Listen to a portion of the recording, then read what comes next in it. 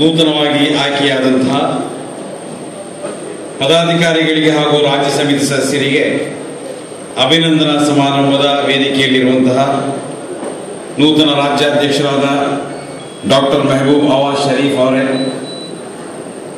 ನಿರ್ಗಮನ ಅಧ್ಯಕ್ಷರಾದಂತಹ ಅಬ್ದುಲ್ ಮಜೀದ್ ಕೊಡ್ಲಿಪೇಟೆ ಅವರೇ, ಅದೇ ರೀತಿ ವೇದಿಕೆಯಲ್ಲಿರುವ ಎಲ್ಲ ರಾಜ್ಯ ನಾಯಕರೇ ಮತ್ತು ಜಿಲ್ಲಾ ನಾಯಕರುಗಳೇ, ನೆರೆದಿರುವಂತಹ ಎಲ್ಲ ಬಂಧುಗಳೇ, ಬಹಳ ಅರ್ಥಪೂರ್ಣವಾದ ಆಕರ್ಷಕವಾದ ರ್ಯಾಲಿಯೊಂದಿಗೆ ನಾವು ಇವತ್ತು ಈ ಕಾರ್ಯಕ್ರಮ ಮಾಡ್ತಾ ಇದ್ದೀವಿ.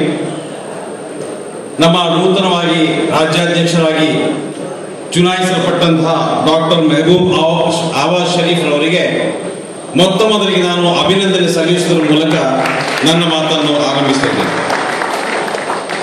ಡಾಕ್ಟರ್ ಮೆಹಬೂಬ್ ಆವಾಜ್ ಶರೀಫ್ ಅವರ ಹೆಸರಲ್ಲೇ ಬಹಳಷ್ಟು ಗುಣಗಳು ನಮಗೆ ಕಾಣ್ತಾ ಇದೆ. ಮೆಹಬೂಬ್ ಅಂದ್ರೆ ಬಹಳ ಪ್ರೀತಿ ಇರುವಂತ ಒಬ್ಬ ವ್ಯಕ್ತಿ ಅಂತ. ಡಾಕ್ಟರ್ ಮೆಹಬೂಬ್ ಅವರು ಎಲ್ರಿಗೂ ಪ್ರೀತಿ ಇರುವಂತ ಒಬ್ಬ ಜನನಾಯಕರಾಗಿದ್ದಾರೆ.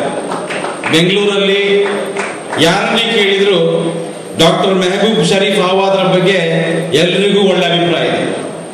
ಅದು ನಾವು ಅವ್ರನ್ನ ಸುಮಾರು 15 ವರ್ಷಗಳಿಂದ ನಾನು ನೋಡ್ತಾ ಇದ್ದೀನಿ. ಜನಾನುರಾಗಿಯಾಗಿ ನಾನು ಸಂಘಟನೆಗಳಿಗೆ ಸೇರುವುದಕ್ಕಿಂತ ಮುಂಚೆನೆ ಅವರು ಬೇರೆ ಬೇರೆ ಸಂಘಟನೆಗಳಿಗೆ ಕೆಲಸ ಮಾಡ್ತಾ ಇದ್ರು. ಬೆಂಗಳೂರಿನಾದ್ಯಂತ ಎಲ್ಲ ಕಡೆಗಳಲ್ಲಿ ಅತ್ಯಂತ ಜನಾನುರಾಗಿರುವಂತಹ ಮೆಹಬೂಬ್ ಆಗಿದ್ದಾರೆ ಮೆಹಬೂಬ್ ಆವಾಜ್ ಶರೀಫ್ ಅವರು. ಅವರ ಹೆಸರಲ್ಲಿ ಹೇಳ್ತದೆ ಶರೀಫ್ ಅಂತ. ಶರೀಫ್ ಅಂದ್ರೆ ಒಬ್ಬ ಗೌರವಾನ್ವಿತ ವ್ಯಕ್ತಿ ಅಂತ ಹೆಸರು. ಡಾಕ್ಟರ್ ಶರೀಫ್ ಅವರು ಅತ್ಯಂತ ಗೌರವಾನ್ವಿತರು ಕೂಡ ಆಗಿದ್ದಾರೆ, ಚಿಂತಕರಾಗಿದ್ದಾರೆ, ಪ್ರಬುದ್ಧವಾದಂತಹ ರಾಜಕಾರಣಿ ಕೂಡ ಆಗಿದ್ದಾರೆ. ಅವರಿಗೆ ಹೃತ್ಪೂರ್ವಕವಾಗಿ ನಾನು ಅಭಿನಂದನೆ ಸಲ್ಲಿಸ್ತಾ ಇದ್ದೇನೆ. ಅದೇ ರೀತಿ ಆವಾಜ್ ಅಂತ ಒಂದು ಹೆಸರಿದೆ. ಆವಾಜ್ ಅಂತ ಒಂದು ಹೆಸರು ಕೇಳುವಾಗ ನನಗೆ ಆವಾಜ್ ಅಂತ ಒಂದು ನೆನಪಾಗುತ್ತೆ. ಆವಾಜ್ ಅಂದ್ರೆ ಶಬ್ದ ಅಂತ. ದಲಿತರ, ನೋವುಂಡವರ, ಮುಸಲ್ಮಾನರ, ಕ್ರೈಸ್ತರ ಧ್ವನಿಯಾಗಿ ಮೂಡಿ ಬರುವಂತಹ ಜನನಾಯಕರಾಗಿದ್ದಾರೆ ಡಾಕ್ಟರ್ ಮೆಹಬೂಬ್ ಆವಾಜ್ ಶರೀಫ್. ಡಾಕ್ಟರ್ ಮೆಹಬೂಬ್ ಆವಾಜ್ ಶರೀಫ್ ಅವರಿಗೆ ಇವತ್ತು ಸನ್ಮಾನ ಮಾಡಿದೆ. ಸನ್ಮಾನದಲ್ಲಿ ಟಿಪ್ಪುರವರ ಪೇಟವನ್ನು ತೊಡಲಾಗಿದೆ, ಅವರ ಖಡ್ಗವನ್ನು ಕೊಟ್ಟಿದ್ದಾರೆ. ಟಿಪ್ಪುರವರಿಗೆ ಟಿಪ್ಪುನ ಖಡ್ಗವನ್ನು ಕೊಟ್ಟಂತಹ ಇದು ಸಾಂಕೇತಿಕವಾಗಿ ನಮ್ಮ ದೇಶದಲ್ಲಿ, ನಮ್ಮ ರಾಜ್ಯದಲ್ಲಿ ಈ ಕೋಮುವಾದಿಗಳ ಭ್ರಷ್ಟಾಚಾರದ ಅವರನ್ನು ಈ ಖಡ್ಗದ ಮೂಲಕ ಓಡಿಸುವಂತಹ ಒಂದು ಸಾಂಕೇತಿಕವಾಗಿರುವಂತಹ ಒಂದು ಸನ್ಮಾನವನ್ನು ಕೊಟ್ಟಿದ್ದಾರೆ. ಡಾಕ್ಟರ್ ಮೆಹಬೂಬ್ ಆವಾಜ್ ಶರೀಫ್ ಅವರು ತಮ್ಮ ತಂಡದ ಜೊತೆಗೆ ಇಲ್ಲಿ ರಾಜ್ಯದಲ್ಲಿರುವಂತಹ ಎಲ್ಲ SDP ಕಾರ್ಯಕ್ರಮದ ಜೊತೆಗೆ ಸೇರಿಕೊಂಡು ಇಲ್ಲಿನ ಕೋಮುವಾದಿಗಳ, ಇಲ್ಲಿನ ವರ್ಗೀಯವಾದಿಗಳ, ಇಲ್ಲಿನ ಭ್ರಷ್ಟಾಚಾರಿಗಳ, ಇಲ್ಲಿನ ಪ್ರತಿಯೊಂದು ದುಷ್ಟ ಶಕ್ತಿಗಳ ವಿರುದ್ಧ ಹೋರಾಟ ಮಾಡಿ ದಲಿತರಿಗೆ, ಮುಸಲ್ಮಾನರಿಗೆ, ಹಿಂದುಳಿದ ವರ್ಗಗಳಿಗೆ, ಕ್ರೈಸ್ತರಿಗೆ ನ್ಯಾಯ ಒದಗಿಸಿಕೊಡ್ಲಿಕ್ಕಾಗಿ ತಮಗೆ ಸಾಂಕೇತಿಕವಾಗಿ ಈ ಖಡ್ಗವನ್ನು ಕೊಟ್ಟಿದೆ. ತಾವಿದನ್ನ ಈ 3 ವರ್ಷಗಳ ಅವಧಿವರೆಗೆ ಈ ಒಂದು ಸಾಂಕೇತಿಕವಾಗಿ ತಾವಿದನ್ನ ಮುನ್ನಡೆಸಬೇಕು ಅಂತ ನಾನು ತಮ್ಮಲ್ಲಿ ಕೇಳಿಕೊಳ್ತಾ ಇದ್ದೇನೆ. SDP ಅಂದ್ರೆ ಅದರ ಸ್ಲೋಗನ್ ಹೇಳ್ತದೆ ಅಧಿಕಾರ ಜನರಿಗೆ ಅಂತ. ಹೌದು, ನಾವು ಅಧಿಕಾರ ಜನರಿಗೆ ಕೊಡ್ಲಿಕ್ಕಾಗಿ ಪಕ್ಷ ಮಾಡಿದ್ದೀವಿ. ನಮಗೆ ಸ್ವಾತಂತ್ರ್ಯ ಸಿಕ್ಕಿ 67 ವರ್ಷಗಳಾಯ್ತು. ಈ 67 ವರ್ಷಗಳಲ್ಲಿ ನಮ್ಮನ್ನು ಯಾರು ಅಧಿಕಾರ ಮಾಡಿದ್ದಾರೆ ನಮಗೆ ಚೆನ್ನಾಗಿ ಗೊತ್ತು. ಪ್ರತಿಯೊಂದರಲ್ಲಿ ಭ್ರಷ್ಟಾಚಾರ. ಇವತ್ತು ನಾವು ಇಲ್ಲಿ ಉದ್ಘಾಟನೆ ಮಾಡುವಾಗ 3 ಬೆಲೂನ್ಗಳನ್ನು ಸ್ಫೋಟ ಮಾಡಿಕೊಂಡು ಉದ್ಘಾಟನೆ ಮಾಡಿದ್ದೀವಿ. ಆ ಬೆಲೂನ್ ಮಾತ್ರ ಸ್ಫೋಟ ಮಾಡಿದ್ದಲ್ಲ, ಕೋಮುವಾದ, ಭ್ರಷ್ಟಾಚಾರ ಮತ್ತು ಬಂಡವಾಳ ಸಾಹಿತ್ಯವನ್ನು ಸ್ಫೋಟ ಮಾಡಿದ್ದೀವಿ.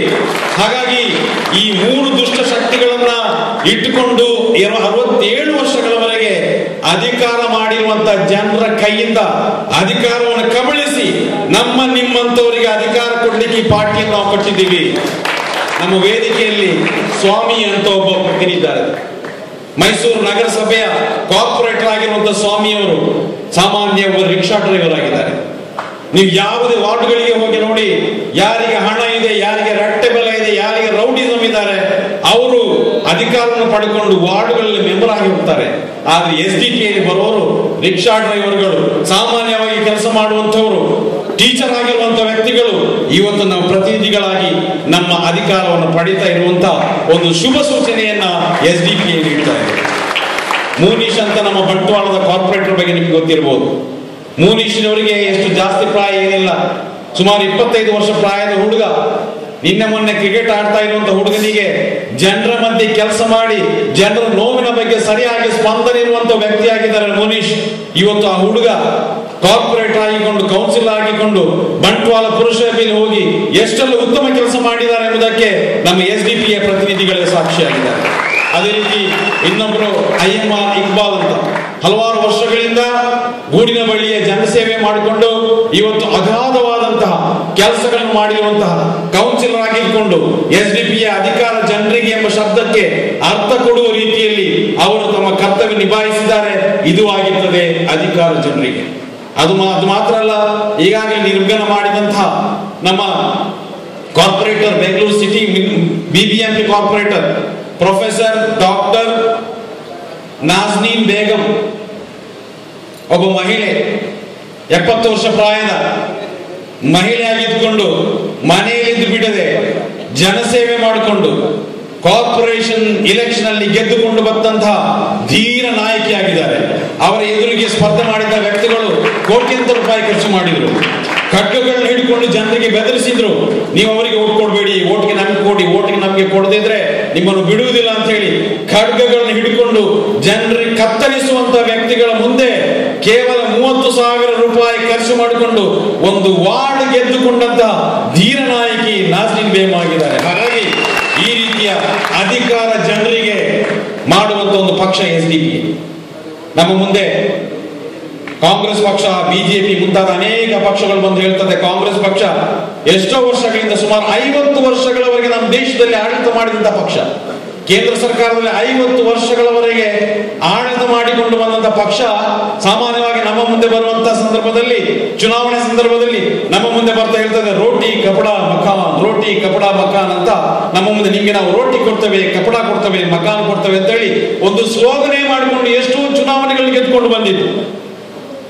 ಆಮೇಲೆ ಕೆಲವು ವರ್ಷದ ನಂತರ ಹೇಳಿತು ಉಳುವವನೇ ಏನು, ಯಾರು ಉಳ್ತಾನೆ ಅವನೇ ಒಡೆಯ, ಅವನೇ ಒಡೆಯ, ಯಾರು ಉಳ್ತಾನೆ, ಯಾರು ಗದ್ದೆ ಉಳ್ತಾನೆ ಅವನೇ ಒಡೆಯ ಅಂತ.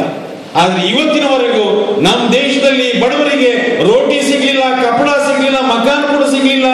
ಎಷ್ಟು 80% ರೈತರಿಗೆ ಇವತ್ತು ಉಳ್ಳಿಕ್ಕೆ ಸ್ವಂತ ಜಮೀನಿಲ್ಲ. ಇಡೀ ವಿಶ್ವದಲ್ಲೇ ಹಂಗರ್ ಇಂಡೆಕ್ಸ್ ಎಂಬ ಸೂಚನೆ ಹೇಳ್ತದೆ, ವಿಶ್ವದಲ್ಲಿ 57ನೇ ಸ್ಥಾನ ನಮಗೆ ಬಡವರಾಗಿ ನಾವು ನಮ್ಮ ದೇಶ ಕಾಣ್ತಾ ಇದೆ. ರೋಟಿ ಕಪಡ ಮಕಾನ್ ಅಂತ ಹೇಳುವವರಿಗೆ ನಾವು ಈಗ ಬುದ್ಧಿ ಕಲಿಸಬೇಕಾಗಿದೆ. ನಮ್ಗೆ ನಿಮ್ಮ ರೋಟಿ ಬೇಡ, ಕಪಡ ಬೇಡ, ಮಕಾನ್ ಬೇಡ, ನಮ್ಗೆ ಬೇಕಾಗಿರೋದು ವಿಧಾನಸಭೆ ಬೇಕು. ನಮ್ಗೆ ಈಗ ನಮ್ಗೆ ಪಾರ್ಲಿಮೆಂಟ್ ಬೇಕು, ಪಾರ್ಲಿಮೆಂಟ್ ನ ಸೀಟ್ ನಮ್ಗೆ ಬೇಕು. ಹಾಗಾಗಿ SDPA ಇವತ್ತು ನಿಮ್ಮ ಮುಂದೆ ನಾವು ಅಧಿಕಾರ ಜನರಿಗೆ ಎಂಬ ಒಂದು ಸ್ಲೋಗನ್ ಇಟ್ಕೊಂಡು ಬಂದಿದೆ. ನಮ್ಗೆ ಇಲ್ಲಿ ಹಸಿವು ಬೇಡ, ನಮ್ಗೆ ಹಸಿವು ಮುಕ್ತ ಇಂಡಿಯಾ ಕಟ್ಟಬೇಕು, ನಮ್ಗೆ ಭಯ ಮುಕ್ತ ಇಂಡಿಯಾ ಕಟ್ಟಬೇಕು. ನಿನ್ನೆ ಸಾಕ್ಷಿ ಮಹಾರಾಜ್ ಅಂತ ಒಬ್ಬ ಸಂಸದ, ಒಬ್ಬ ಪಾರ್ಲಿಮೆಂಟ್ ನಲ್ಲಿರುವಂತ ಒಬ್ಬ ವ್ಯಕ್ತಿ, ಒಬ್ಬ MP ಒಂದು ಮಾತು ಹೇಳ್ತಾನೆ. ಏನ್ ಮಾತು ಹೇಳ್ತಾರೆ ಅಂದ್ರೆ, ಅವರು ನೇಪಾಳದಲ್ಲಿ ಭೂಕಂಪ ಆಗಿದ್ದು ರಾಹುಲ್ ಗಾಂಧಿ ಬೀಫ್ ತಿಂದುಕೊಂಡು ಬಂದು ಕೇದಾರನಾಥ್ ಸ್ವಾಮಿ ಟೆಂಪಲ್ಗೆ ಹೋಗೋ ಕಾರಣಕ್ಕಾಗಿ ನೇಪಾಳದಲ್ಲಿ ಭೂಕಂಪ ಆಗಿದೆ ಅಂತ. ಇಂಥ ವ್ಯಕ್ತಿಗಳು ನಮ್ಮ ಸಂಸತ್ನಲ್ಲಿದ್ದಾರೆ. ನರೇಂದ್ರ ಮೋದಿ ಹೇಳ್ತಾರೆ, ಆನೆಯ ತಲೆಗೆ ಮನುಷ್ಯನ ದೇಹವನ್ನು ಪ್ಲಾಸ್ಟಿಕ್ ಸರ್ಜರಿ ಮಾಡಿ ನಮ್ಮ ದೇಶದಲ್ಲಿ ಅಂತ. ಇಂಥ ವ್ಯಕ್ತಿಗಳು ನಮ್ಮ ದೇಶದ ಪ್ರಧಾನಮಂತ್ರಿ ಆಗಿದ್ದಾರೆ ಎಂಬುದು ನಮ್ಮ ದೇಶದ ಅತ್ಯಂತ ದೊಡ್ಡ ದುರಂತ ಅಂತ ಹೇಳ್ಬೋದು.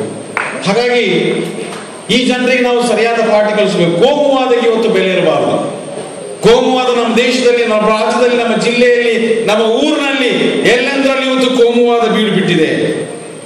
ನಾವು ನೋಡಿ, ಈಗಾಗಲೇ ನಮ್ಮ ಭಾಷಣಕಾರರು ಹೇಳಿದ್ರು ಚಾಮರಾಜನಗರದಲ್ಲಿ ನರಬಲಿ ಕೊಟ್ಟರು ಅಂತ. ಹೌದು, ನಮ್ಮ ದೇಶದಲ್ಲಿ, ನಮ್ಮ ರಾಜ್ಯದಲ್ಲಿ ಎಲ್ಲೆಲ್ಲ ನೋಡಿದ್ರು ಕೂಡ ದಲಿತರ ನರಬಲಿ ಕೊಡ್ತಾ ಇದ್ದಾರೆ, ದಲಿತರಿಗೆ ಬಹಿಷ್ಕಾರ ಹಾಕ್ತಾ ಇದ್ದಾರೆ.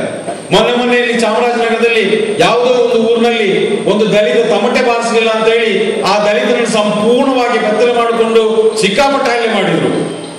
ಆ ದಲಿತ ವ್ಯಕ್ತಿಯ ಪತ್ನಿಯನ್ನು ಹೇಳಿದ್ರು, ನಿಮ್ಗೆ ಅತ್ಯಾಚಾರ ಮಾಡ್ತೇನೆ, ನಾಳೆ ದಿನದಲ್ಲಿ ನಿನ್ನ ಗಂಡ ತಮಟೆ ಬಾರಿಸದೇ ಇದ್ರೆ ನಿನ್ನ ಎಲ್ಲರ ಎದುರಿನಲ್ಲಿ ನಿನ್ನ ಅತ್ಯಾಚಾರ ಮಾಡ್ತೇನೆ ಅಂತ ಹೇಳಿ ಬಹಿಷ್ಕಾರ ಮಾಡಿದಂತಹ ದಲಿತ, ಅದಕ್ಕೆ ಅನುಭವಿಸಿ ಮಾಡಿದಂತಹ ದಲಿತ ನಮ್ಮ ವರ್ಗದ ಜನರು ನಮ್ಮ ರಾಜ್ಯದಲ್ಲಿ ಎಲ್ಲೆಂದ್ರಲ್ಲಿ ನಮ್ಗೆ ಕಾಣ್ಲಿಕ್ಕೆ ಸಾಧ್ಯ.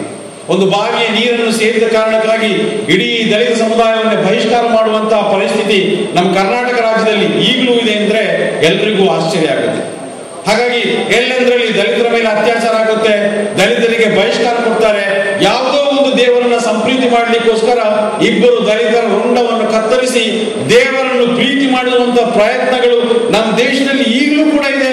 ಕರ್ನಾಟಕ ರಾಜ್ಯದಲ್ಲಿ ಬೆಂಗಳೂರಿಗೆ ಅತಿ ಹತ್ತಿರ ಇರುವಂತಹ ಚಾಮರಾಜನಗರದಲ್ಲೂ ಕೂಡ ಇದೆ. ಅಂದ್ರೆ ನಮ್ಮ ದಲಿತ ಬಂಧುಗಳ ದುಃಖದ ಕಣ್ಣೀರನ್ನು ಒರೆಸುವುದು ಯಾರು? ಅದು SDP ಮಾತ್ರ ಆಗುತ್ತೆ. ಹಾಗಾಗಿ ದಲಿತರ ಮೇಲಾಗುವಂತ ದೌರ್ಜನ್ಯಗಳು, ದಲಿತರ ನೋವಿನ ಬಗ್ಗೆ ನಾವು ಕೇಳುವಂತ ವ್ಯಕ್ತಿಗಳು ಅದು SDP ಆಗಿ ನಾವು ಮುಂದೆ ಬರಬೇಕಾಗಿದೆ. ಇವತ್ತಿನ ಪೇಪರ್ ನಾವು ನೋಡಿದ್ದೇವೆ, ಹುಬ್ಬಳ್ಳಿಯ ಸ್ಫೋಟ ಪ್ರಕರಣದಲ್ಲಿ ಅಥವಾ ಹುಬ್ಬಳ್ಳಿಯ ಕೆಲವು ವ್ಯಕ್ತಿಗಳನ್ನ, ಮುಸ್ಲಿಂ ಹುಡುಗರನ್ನ ಭಯೋತ್ಪಾದಕರೆಂಬ ಶಂಕಿತ ಭಯೋತ್ಪಾದಕರು ಅಂತ ಹೇಳಿಕೊಂಡು ಜೈಲಿಗೆ ಹಾಕಿದ್ರು ಅಂತ. ಸುಮಾರು 7 ವರ್ಷಗಳವರೆಗೆ ಜೈಲಿನಲ್ಲಿ ಕೊಳೆದು ಈಗ ಅವರು ನಿರಪರಾಧಿಗಳಾಗಿ ಬಿಡುಗಡೆ ಮಾಡಿದ್ದಾರೆ. ನೀವು ನಮ್ಮ ದೇಶದ ಇತಿಹಾಸ ನೋಡಿ, ಸ್ವಾತಂತ್ರ್ಯ ಸಿಕ್ಕಿದ ನಂತರ ಸಾವಿರಾರು ಮಂದಿ ಮುಸಲ್ಮಾನರು ಭಯೋತ್ಪಾದಕರು ಅಂತ ನಕಲಿ ಹಣಪಟ್ಟಿ ಕೊಟ್ಕೊಂಡು ಜೈಲಿನಲ್ಲಿ ಈಗಲೂ ಕೊಳಿತಾ ಇದ್ದಾರೆ. ಎಷ್ಟೋ ವರ್ಷ ಕೊಳೆದು ನಿರಪರಾಧಿಯಾಗಿ ಹೊರಗಡೆ ಬಂದವರು ಕೂಡ ಇದ್ದಾರೆ. ಇಂಥ ವ್ಯಕ್ತಿಗಳನ್ನ ಆ ಜೈಲಿನಲ್ಲಿ ಕೊಳಿಸಲಿಕ್ಕೆ ಕಾರಣ ಯಾರು ಅಂತ ನೀವು ಗೊತ್ತಿದೆ? ಯಾವತ್ತಾದ್ರೂ ಯೋಚನೆ ಮಾಡಿದ್ದೀರಾ? ಅದಕ್ಕೆ ಕಾರಣರು ಕಾಂಗ್ರೆಸ್ ಪಕ್ಷ ಆಗಿತ್ತು. ಇಷ್ಟು ವರ್ಷಗಳವರೆಗೆ ನಮ್ಮ ದೇಶದ ಅಧಿಕಾರ ಮಾಡಿರುವಂತ ಈ ಕಾಂಗ್ರೆಸ್ ಪಕ್ಷ ಸಾವಿರಾರು ಮಂದಿ ಮುಸಲ್ಮಾನರನ್ನ, ಅಮಾಯಕ ಮುಸಲ್ಮಾನರನ್ನ ಭಯೋತ್ಪಾದಕರು ಎಂಬ ನಕಲಿ ಹಣೆಪಟ್ಟಿ ಕೊಟ್ಟುಕೊಂಡು ದೇಶದ ಜೈಲಿನಲ್ಲಿ ಕೊಳೆಯುವಂತಹ ಕೆಲಸವನ್ನು ಮಾಡಿದ್ದು. ಅದೇ ತರ UAPA AFSP ಎಂಬ ಕರಾಳ ಕಾನೂನು ಮಾಡಿಕೊಂಡು ಎಷ್ಟೋ ಮಂದಿ ಅಮಾಯಕರ ಜೀವವನ್ನು ತೆಗೆದುಕೊಂಡದ್ದು, ಎನ್ಕೌಂಟರ್ ಮಾಡಿಕೊಂಡದ್ದು, ನಕಲಿ ಹತ್ಯೆಗಳನ್ನು ಮಾಡಿದ್ದು ಎಲ್ಲವೂ ಕಾಂಗ್ರೆಸ್ ಸರ್ಕಾರ ಎಂಬ ವಿಷಯಗಳನ್ನ ನಾವು ನೆನಪಿಟ್ಟುಕೊಳ್ಬೇಕಾಗುತ್ತೆ. ಹಾಗಾಗಿ ಕೋಮುವಾದ ಮಾಡುವಂತಹ ಕಾಂಗ್ರೆಸ್ ಸರ್ಕಾರ, ಅದೇ ರೀತಿ ಬಹಿರಂಗವಾಗಿ ಕೋಮುವಾದ ಮಾಡುವಂತ BJP ಸರ್ಕಾರ, ಎಲ್ಲದಕ್ಕೂ ನಾವು ಒಂದೇ ಉತ್ತರ ಕೊಡಬೇಕಾಗಿದೆ. ಅದು SDP ಮೂಲಕ ಅಧಿಕಾರ ಜನರಿಗೆ, ದಲಿತರಿಗೆ ಅಧಿಕಾರ ಸಿಗಬೇಕು, ಮುಸಲ್ಮಾನರಿಗೆ ಸಿಗಬೇಕು, ಕ್ರೈಸ್ತರಿಗೆ ಸಿಗಬೇಕು. ಪ್ರತಿಯೊಬ್ಬ ಹಿಂದುಳಿದ ವರ್ಗಗಳ ಜನ, ದಲಿತರಿಗೆ ಪ್ರತಿಯೊಬ್ಬರಿಗೂ ಕೂಡ ಅಲ್ಲಿ ಅಧಿಕಾರ ಸಿಗುವುದರ ಮೂಲಕ ವಿಧಾನಸಭೆಯಲ್ಲಿ ನಮ್ಮ ಧ್ವನಿಯನ್ನು ಎತ್ತಬೇಕು, ಪಾರ್ಲಿಮೆಂಟ್ ನಲ್ಲಿ ನಮ್ಮ ಧ್ವನಿ ಎತ್ತಬೇಕು. ಪ್ರತಿಯೊಬ್ಬರಿಗೂ ದೇಶದ ಅಭಿವೃದ್ಧಿಯಲ್ಲಿ ಪಾಲು ಸಿಗುವಂತ ರೀತಿಯಲ್ಲಿ ನಾವು ಕೆಲಸ ಮಾಡಬೇಕು. ಹಾಗಾಗಿ ಇನ್ನೊಂದು ವಿಷಯ ನಾನು ಹೇಳಿಕ್ಕೆ ಬಯಸ್ತೇನೆ. ಹಾಶಿಂಪುರದ ಘಟನೆ ಕೂಡ 10-15 ದಿವಸ ಹಿಂದೆ ನಾವು ಪೇಪರ್ನಲ್ಲಿ ಓದಿದ್ವಿ. ಹಾಶಿಂಪುರದಲ್ಲಿ 42 ಮಂದಿಯನ್ನು ಕೊಂದಂತ ಘಟನೆಗಳು. 1987 ಇಸವಿಯಲ್ಲಿ ಮೀರತ್ನಲ್ಲಿ ದೊಡ್ಡ ಗಲಭೆ ನಡೆದಾಗ ಆ ಗಲಭೆಯಲ್ಲಿ ಸಾವಿರಾರು ಮಂದಿ ಸತ್ತೋದ್ರು. ಎಷ್ಟೋ ಮಂದಿ ಅವರ ಮನೆ, ಅವರ ಅಂಗಡಿ ಎಲ್ಲ ಸುಟ್ಟು ಹೋದವು. ಆ ಕಾರಣಕ್ಕಾಗಿ ಅಲ್ಲಿ ಸೈನಿಕರು ಬಂದು ಆ ಗಲಭೆ ನಿಯಂತ್ರಣಕ್ಕೆ ಬಂದ್ರು. ಅರೆಸೈನಿಕ ಪಡೆ ಬಂದ್ರು. ಆ ಅರೆಸೈನಿಕ ಪಡೆ ಬಂದು ಎಲ್ಲರೂ ಮಾಡಿದ ಕೆಲಸ ಏನಂದ್ರೆ, ಮುಸಲ್ಮಾನರ ಮನೆಗಳಿರುವಂತಹ ಜಾಗದಲ್ಲಿ ಎಲ್ಲ ನುಗ್ಗಿಕೊಂಡು ಅಮಾಯಕ ಮುಸಲ್ಮಾನ ಎತ್ಕೊಂಡು ಹೋಗಿ ಯಾವ್ಯಾವ್ದು ಸ್ಟೇಷನ್ ನಲ್ಲಿ, ಯಾವ್ಯಾವ್ದು ಜೈಲಿನಲ್ಲಿ ಹಾಕೊಂಡು ಚಿತ್ರಹಿಂಸೆ ಮಾಡಿದ್ರು. ಒಂದು ಟ್ರಕ್ ನಲ್ಲಿ 45 ಮಂದಿ ಮುಸಲ್ಮಾನರನ್ನ ಲೋಡ್ ಮಾಡಿಕೊಂಡು ಹೋಗಿ ಯಾವುದೋ ಒಂದು ನದಿ ತೀರದಲ್ಲಿ ಇಳಿಸಿ ಅವನ್ನೆಲ್ಲ ಸಾಲಾಗಿ ಗುಂಡು ಹೊಡೆದು ಕೊಂದಂತಹ ಘಟನೆಗಳು ನಡೆದಿದೆ. ಆ ಘಟನೆ ತನಿಖೆ 17 ವರ್ಷಗಳ ನಂತರ ವಿಚಾರಣೆ ಆಗಿ ಮೊನ್ನೆ ಆ 42 ಜನರನ್ನ ಕೊಂದವರು ಯಾರು ಅಂತ ಹೇಳಿ ಇವತ್ತು ಕೂಡ ನಮ್ಗೆ ಗೊತ್ತಿಲ್ಲ ಅಂತ ಹೇಳಿ ಕೋರ್ಟ್ ತೀರ್ಮಾನ ಕೊಟ್ಟಿದೆ. ಹಾಗಾಗಿ ಈ ದೇಶದಲ್ಲಿ ನಡೆಯುವಂತ ಎಷ್ಟೋ ನರಹತ್ಯೆಗಳು, ಎಷ್ಟೋ ಅಮಾಯಕರ ಕೊಲೆಗಳು, ಎಷ್ಟೋ ಎನ್ಕೌಂಟರ್ಗಳಿಗೆ ನ್ಯಾಯ ಕೇಳುವಂತಹ ಒಂದು ವ್ಯವಸ್ಥೆ ನಮ್ಮ ದೇಶದಲ್ಲಿ ಇಲ್ಲ. ಪಾರ್ಲಿಮೆಂಟ್ ನಲ್ಲಿ, ವಿಧಾನಸಭೆಯಲ್ಲಿ ಇದರ ಬಗ್ಗೆ ಮಾತಾಡುವ ಜನ ಇಲ್ಲ.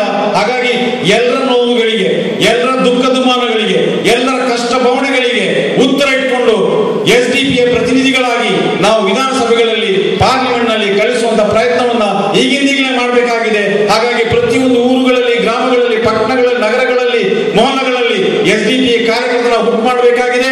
ಪ್ರತಿಯೊಂದು ಕಡೆಗಳಲ್ಲಿ ಕೂಡ SDP ಯನ್ನ ನಾವು ಗಟ್ಟಿ ಮಾಡಿಕೊಂಡು ಮುಂದಿನ ಜನಾಂಗಕ್ಕೆ ಮಾದರಿಯಾಗಿ ನುಡಿಯುವಂತ ಒಂದು ಪ್ರಯತ್ನವನ್ನು ಮಾಡಬೇಕಂತ ಹೇಳಿಕೊಳ್ಳುತ್ತಾ, ನನಗೆ ಅವಕಾಶ ಕೊಟ್ಟಕ್ಕೆ ಧನ್ಯವಾದ ಹೇಳಿಕೊಳ್ಳುತ್ತಾ ನನ್ನ ಮಾತನ್ನು ಮುಕ್ತಾಯಗೊಳಿಸಿ. ಅಧ್ಯಕ್ಷರುಗಳು ಮೈಕ್ ಪಾಯಿಂಟ್ ಮೇಲೆ ಬರಬೇಕಾಗಿ ಕೇಳಿಕೊಳ್ತಾ ಇದ್ದೇವೆ. ಇಲ್ಲಿರುವಂತಹ SDP ರಾಜ್ಯದ ಜಿಲ್ಲಾ ಅಧ್ಯಕ್ಷರುಗಳು ವೇದಿಕೆ ಹಿಂಭಾಗದಲ್ಲಿರುವ ಮೈಕ್ ಪಾಯಿಂಟ್ ಮೇಲೆ ಬರಬೇಕಾಗಿ ಕೇಳಿಕೊಳ್ತಾ ಇದ್ದೇವೆ.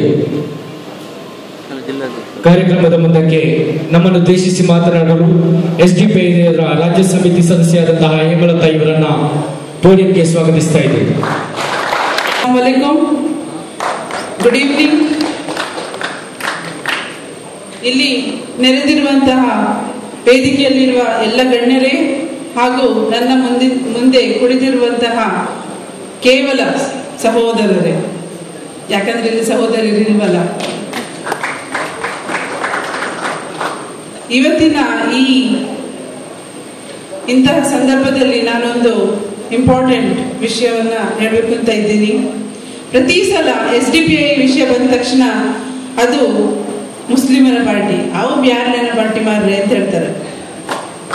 ಇದು ಕೇವಲ ಮುಸ್ಲಿಮರ ಅಥವಾ ಬ್ಯಾರಿಗಳ ಪಾರ್ಟಿ ಅಲ್ಲ, ಇದರಲ್ಲಿ ಎಲ್ಲಾ ರೀತಿಯ ಜನರು ಇದ್ದಾರೆ ಅನ್ನೋದಕ್ಕೆ ನಾನೇ ಸಾಕ್ಷಿ. ನನ್ನ ಹೆಸರು ಹೇಮಲತಾ. ಇದಕ್ಕಿಂತ ಮುಂಚೆನೂ ನಾನು ಇದೇ ಮಾತನ್ನ ಹೇಳಿದ್ದೀನಿ ನೆಹರು ಮೈದಾನ ಪ್ರೋಗ್ರಾಮ್ ಅಲ್ಲಿ. ಇದನ್ನ ಆವಾಗ ಹೇಳ್ಬೇಕಾಗ್ತಾ ಇದೆ, ಯಾಕಂದ್ರೆ ನಮ್ಮ ಜನ ಸ್ವಲ್ಪ ಬೇಗ ಮರೆತು ಬಿಡ್ತಾರೆ. ಅವರಿಗೆ ಒಂದ್ಸಲ ಆಗಿ ಹೋಗಿದ್ದನ್ನ ಮರೆಯೋದ್ರಲ್ಲಿ ತುಂಬಾ ಇಷ್ಟ. ಇನ್ನೊಂದ್ಸಲ ಏನಾದ್ರು ದೊಡ್ಡ ವಿಷಯ ಬಂದಾಗ್ಲೇ ಆ ವಿಷಯನ ನೆನ್ಪಿಟ್ಕೊಳ್ತಾರೆ. ಅದಕ್ಕೆ ಎಲ್ಲಾ ನ್ಯೂಸ್ ಪೇಪರ್ಗಳಲ್ಲೂ ಅದನ್ನೇ ಹೇಳ್ತಾರೆ, ಅದು ಒಂದು ಮುಸ್ಲಿಮರ ಪಾರ್ಟಿ ಅಂತ. ಎಲ್ಲರಿಗಿಂತ ಮುಂಚೆ ನಾನೊಂದು ಮಾತು ಹೇಳ್ಬೇಕು ಅಂತ ಇದ್ದೀನಿ. ರಟ್ಟೆ ತೋಜನೆ ಚಟ್ಟ ಕಟ್ಟಿಯೇ ಹೆಂಗ್ಲಿ ಕೆಲಸ ಮಂತದ ಕೈಲಾಸಾಗ ಹೋಗಿ ಹಂಗಂದ್ರೆ ತೋಳ್ಗಳನ್ನ ತೋರಿಸಿದವನು ಯಾವಾಗ್ಲೂ ಮೇಲೇನೆ ಹೋಗ್ತಾನೆ. ಆದ್ರೆ ನಾವು ಕೆಲಸ ಮಾಡಿ ಮೇಲೆ ಹೋಗೋಣ, ಅದು ಕೇವಲ SDPI ಪಾರ್ಟಿಯಿಂದ ಮಾತ್ರ ಸಾಧ್ಯ. ಯಾಕಂತಂದ್ರೆ ನನ್ನಂತ ಒಂದು ಸಾಮಾನ್ಯ ಮಹಿಳೆ ಎಲ್ಲೋ ಒಂದ್ ಕಡೆಯಲ್ಲಿ ಏನೋ ಓದಿ ಮುಗಿಸ್ಕೊಂಡು ಏನೋ ಕೆಲಸ ಮಾಡ್ಕೊಂಡಿದ್ದೆ. ಇದೇ ಪುತ್ತೂರಿನ ಉಪ್ಪಿನಂಗಡಿಯಿಂದ ಬಂದವಳು ನಾನು. ಅಲ್ಲೇ ಹುಟ್ಟಿ ಬೆಳೆದು ಪುತ್ತೂರಲ್ಲಿ ಓದು ಮುಗಿಸಿ ಬೆಂಗಳೂರಲ್ಲಿ ಕೆಲಸ ಮಾಡಿಕೊಂಡು ನನ್ನ ಲೈಫ್ ನಾನು ನೋಡ್ಕೊಳ್ತಾ ಇದ್ದೆ. SDPI ಪಾರ್ಟಿಯಿಂದ ನನ್ನ ಸಹೋದರನಂತಿರುವ ಅಬ್ದುಲ್ ರಹೀಂ ಪಟೀಲ್ ಅವರು ಈ ಪಾರ್ಟಿಗೆ ನನ್ನನ್ನು ವೆಲ್ಕಮ್ ಮಾಡಿದ್ರು, ಉದ್ದೇಶ ಹೇಳಿದ್ರು, ಎಲ್ಲ ರೀತಿಯ ಪಾರ್ಟಿಯ ಆಗುಹೋಗುಗಳ ಬಗ್ಗೆ ಎಲ್ಲ ಡಿಸ್ಕಸ್ ಮಾಡಿದ್ರು. ಅಂತಹ ಪಾರ್ಟಿ ಒಬ್ಬ ಸಾಮಾನ್ಯ ಪರಿಶಿಷ್ಟ ಜಾತಿಯ ನನ್ನಂತ ಒಬ್ಬ ಸಾಮಾನ್ಯ ಮಹಿಳೆಯನ್ನು ಇವತ್ತು ತನ್ನ ಲೆವೆಲಲ್ಲಿ ಕೂರಿಸಿಕೊಂಡು, ಈ ವೇದಿಕೆಯಲ್ಲಿ ಕೂರಿಸಿಕೊಂಡು, ಇಂತಹ ಒಂದು ಗೌರವಾನ್ವಿತ ಜಾಗ ಕೊಟ್ಟು ಇಂಥ ರೆಸ್ಪೆಕ್ಟ್ ಕೊಡ್ತಾ ಇರ್ಬೇಕಾದ್ರೆ ನಾನು ತುಂಬಾ ಹೆಮ್ಮೆ ಪಡ್ತಾ ಇದ್ದೀನಿ. ಯಾಕಂದ್ರೆ ನಮ್ಮ ಈ ಸೌತ್ ಕೇಂದ್ರದಲ್ಲಿ SC/ST ಅಂತ ಹೇಳಿದ ತಕ್ಷಣ ಮನ್ಸೆ ಮಾರ್ರೆ ಅಂತ ಹೇಳ್ತಾರೆ. ಕರೆಕ್ಟಾ? ಕೇವಲವಾಗಿ ನೋಡ್ತಾರೆ, ಮನೆಯಿಂದ ಹೊರಗೆ ಕೂರಿಸ್ತಾರೆ, ಬಾಳೆಯಲ್ಲಿ ಊಟ ಕೊಡ್ತಾರೆ. ಅಂತಹ ಒಂದು ಈ ನಮ್ಮ ದೇಶದಲ್ಲಿ, ನಮ್ಮ ಕರ್ನಾಟಕ, ನಮ್ಮ ಸೌತ್ ಕೇಂದ್ರದಲ್ಲಿ ಇರುವಂತಹ ನನ್ನನ್ನು ಇವತ್ತು ಈ ಸ್ಥಾನಕ್ಕೆ ಕೂರಿಸ್ಬೇಕಾದ್ರೆ ಅದು ಕೇವಲ SDPI ಪಾರ್ಟಿಯಿಂದ ಮಾತ್ರ ಸಾಧ್ಯ. ಈ ನಮ್ಮ ದೇಶದಲ್ಲಿ ಏನೆಲ್ಲ ಆಗ್ತಾ ಇದೆ ಅಂತ ನಿಮ್ಗೆ ಗೊತ್ತೇ ಇದೆ, ಹೇಳ್ಬೇಕಾಗಿಲ್ಲ. ಮಹಿಳೆಯರ ಮೇಲೆ ದೌರ್ಜನ್ಯ, ಚಿಕ್ಕ ಮಗುವಿಂದ ಇಟ್ಕೊಂಡು ಎಲ್ಲಾ ವರ್ಗದ ಜನ, ಅದರಲ್ಲಿ SC/ST, ದಲಿತ ಅಥವಾ ಬ್ರಾಹ್ಮಣ, ಗೌಡ ಯಾವುದು ಬರ್ತಾ ಇಲ್ಲ, ಕೇವಲ ಒಂದು ಮಹಿಳೆ ಅಂತ ಮಾತ್ರ ಬರ್ತಾ ಇದೆ. ನಿಮಗೆ ಗೊತ್ತಿದೆ, ದಲಿತ ಮಹಿಳೆಯರ ಮೇಲೆ ಜಾಸ್ತಿ ದೌರ್ಜನ್ಯ ನಡೀತಾ ಇದೆ. ಅಂತಹ ಸಮಾಜದಲ್ಲಿರುವ ನಾನು ಇವತ್ತು ತುಂಬಾ ಹೆಮ್ಮೆಯಿಂದ ಹೇಳ್ಬೇಕು, SDPI ಅಲ್ಲಿ ಮಹಿಳೆಯರಿಗೆ ಅವರದೇ ಆದ ಒಂದು ಸ್ಥಾನ ಇದೆ. ನಿಮ್ಮೆಲ್ಲರಲ್ಲಿ ನಾನು ಕೇಳೋದೇನೆಂದ್ರೆ, ಯಾವುದೇ ಮನೆಯನ್ನ ನಡೆಸಲಿಕ್ಕೆ ಕೇವಲ ಗಂಡಸರಿಂದ ಮಾತ್ರ ಸಾಧ್ಯ ಇಲ್ಲ, ಹೆಂಗಸರು ಅವಶ್ಯಕತೆ ಇದೆ. ಅದನ್ನು ನಾವು ತಿಳ್ಕೊಂಡು ನಮ್ಮ ಪಾರ್ಟಿಗೂ ನಮ್ಮ ಹೆಂಗಸರ ಮಹಿಳೆಯರ ಬಲ ಬೇಕಾಗಿದೆ, ಸಪೋರ್ಟ್ ಬೇಕಾಗಿದೆ. ಅದಕ್ಕೆ ನೀವೆಲ್ಲ ಸಪೋರ್ಟ್ ಮಾಡಬೇಕು. ನಿಮ್ಮ ಕಡೆಯಿಂದ ಎಷ್ಟಾಗ್ತದೋ ಅಷ್ಟು ಮೋಟಿವೇಶನ್ ಮಾಡಬೇಕು. ಎಂಕ್ಲೆ ಇಲ್ಲದ ಪೊಂಜೋನಕ್ಲಿ ಇಲ್ಲದ ಉಲ್ಲಾಯ್ಕುಲ್ಲರ ಮಾತ್ರ ಅಂತ ನಿಕ್ಲೆರ್ದು ಜಾಸ್ತಿ ನಾಲೆಜ್ ಪೊಂಜೋನಕ್ಲಿಗುಂಡು ಅವನಿಕ್ಲೆ ಗೊತ್ತಿಜ್ಜಿ ದಯ ಪಂಡ ಯಾನಂಜಿ ಆಂಜೋಗಿ ಎಂಕ್ಲಿ ಇಲ್ಲದ ಪೊಂಜೋನಕ್ಲಿ ಇಲ್ಲ ವಿದೇ ಪೊಂಡ ಓಲ್ ಎಂಕ್ಲೆರ್ದು ತುಂಬ ಬರ ನಿಕ್ಲೆ ಪೊಡಿಗೆ ಇಪ್ಪನಾಗ ನಿಕ್ಲೆ ನಾನು ಎಕ್ಸ್ಪೆಕ್ಟ್ ಮಾಡ್ತೀನಲ್ಲ. ಆದ್ರೆ ಹೆಂಗಸರಿಗೂ ಚಾನ್ಸ್ ಕೊಡಲೇಬೇಕು. ಮುಂದೆ ಬರುವ ಯಾವುದೇ ಇಂತಹ ಪಬ್ಲಿಕ್ ಪ್ರೋಗ್ರಾಮ್ ಅಲ್ಲಿ ನಮ್ಮ ಸಹೋದರಿಯರನ್ನು ನೋಡ್ಲಿಕ್ಕೆ ನಾನು ಇಚ್ಛೆ ಪಡ್ತೀನಿ. ದಯವಿಟ್ಟು ಮುಂದಿರುವ 4 ಲೈನ್ ಲೇಡೀಸ್ಗೋಸ್ಕರ ನಾವು ಕಾಯ್ದಿರಿಸಬೇಕು. ಅದಕ್ಕೋಸ್ಕರ ನಾವೆಲ್ಲ ವರ್ಕ್ ಮಾಡಬೇಕು. SDPI ಏಳ್ಗೆಗೆ ಕೆಲಸ ಮಾಡಬೇಕು. ಇದಕ್ಕಿಂತ ಮುಂಚೆ ಒಂದು ಕೈ ತೋರಿಸಿದ್ದೆ ನಾನು, ನೆನಪಿರ್ಬಹುದು. ಮುಸ್ಲಿಮರು, ದಲಿತರು, SC/ST, ಕ್ರಿಶ್ಚಿಯನ್ಸ್, ಶೋಷಿತ ವರ್ಗ ಇದೆಲ್ಲ ಸೇರ್ಕೊಂಡು ಒಂದು ಕೈಯಾಗಿಲ್ವ ನಾವು ಯಾವುದೇ ಕಾರಣಕ್ಕೂ ಸುಮ್ಮನೆ ಇಷ್ಟ ತೋರಿಸಬಾರ್ದು. ಕೆಲಸ ಮಾಡಿಸ್ಬೇಕಾದ್ರೆ ಇದನ್ನು ತೋರಿಸ್ಬೇಕಾಗತ್ತೆ. ಇದ್ರ ಕೆಟ್ಟ ಅರ್ಥನೂ ಇದೆ. ಅದಕ್ಕೋಸ್ಕರ ನನ್ನ ರಿಕ್ವೆಸ್ಟ್ ಏನಂದ್ರೆ ಎಲ್ಲರೂ ಸೇರಿಕೊಂಡು ನಮ್ಮ ಪಾರ್ಟಿ SDPI ಅನ್ನು ಡೆವಲಪ್ ಮಾಡುವಲ್ಲಿ ನಾವೆಲ್ಲ ಸಹಕರಿಸಬೇಕು ಅಂತ ಕೇಳ್ತಾ ಥ್ಯಾಂಕ್ಸ್ ಅಂತ ಕಾರ್ಯಕ್ರಮದ ಮುಂದಕ್ಕೆ ವಿವಿಧ ಜಿಲ್ಲಾಧ್ಯಕ್ಷರುಗಳನ್ನ ಹೂಹಾರ ಹಾಕುವ ಮೂಲಕ ಅಭಿನಂದಿಸುವ ಕಾರ್ಯಕ್ರಮ.